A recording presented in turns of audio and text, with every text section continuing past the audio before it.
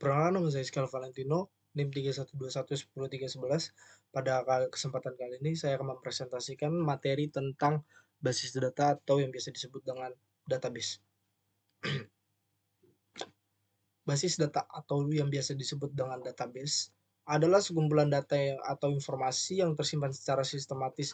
Basis data ini dibutuhkan ketika mengakses perangkat lunak. Database memiliki peran penting dalam mengangkat perangkat untuk mengumpulkan informasi, data, atau file secara terintegrasi. Istilah basis data berawal dari ilmu komputer, meskipun kemudian artinya semakin luas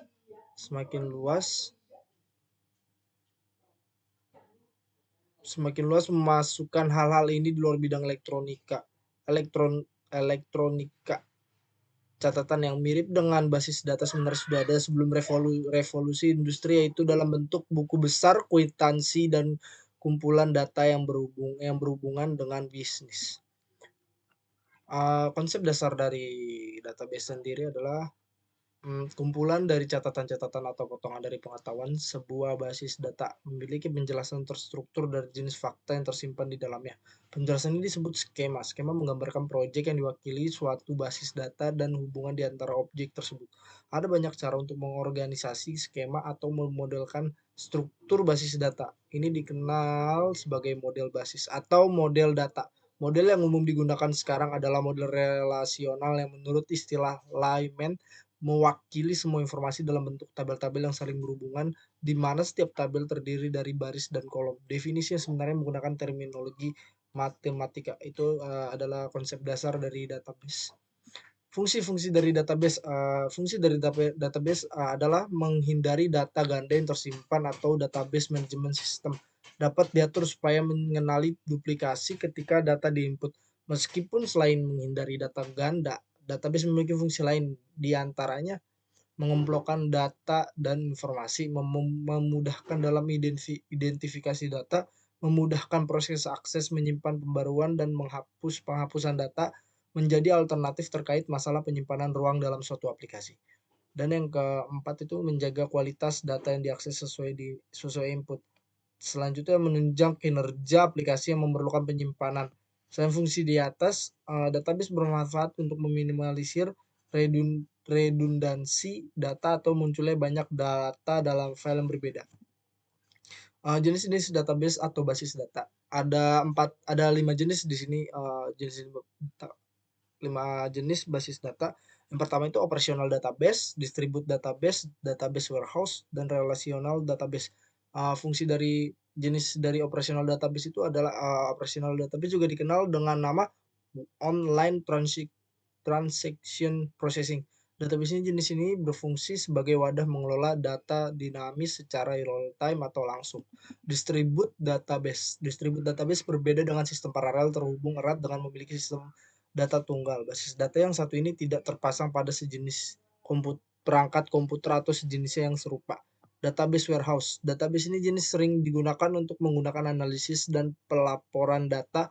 Database warehouse dianggap sebagai komponen inti bisnis intelligence. Yang keempat, relational database. Relational database mengorganisasi data berdasarkan hubungan data. Basis data rasional ini digunakan oleh banyak perangkat lunak untuk mengatur dan memelihara informasi melalui hubungan setipa data. Yang kelima, ada yang namanya end user database. Basis data yang suatu ini dikembangkan oleh end user melalui workstation mereka. Berbagai jenis berkas data dibuat sendiri dengan suatu prosedur tertentu. Selain kelima database di atas, terdapat basis data lainnya yakni analytical database, real-time database, external database, navigation database, hypermedia database, in-memory database, dan document-oriented database. Yang contoh dari end-user database itu ada beberapa. Saya ambil 3 contoh. Ya, pertama Oracle. Oracle merupakan sistem relasional database yang diproduksi oleh perusahaan Oracle. Yang kedua JSON atau yang biasa itu singkatan dari JavaScript Object Nation adalah format file memanfaatkan teks untuk mengirim data sinkronisasi data. JSON bisa dilakukan secara real time. Dan yang ketiga MySQL Server. Microsoft SQL Server berfungsi menyimpan data, mengambil data sesuai permintaan aplikasi lainnya.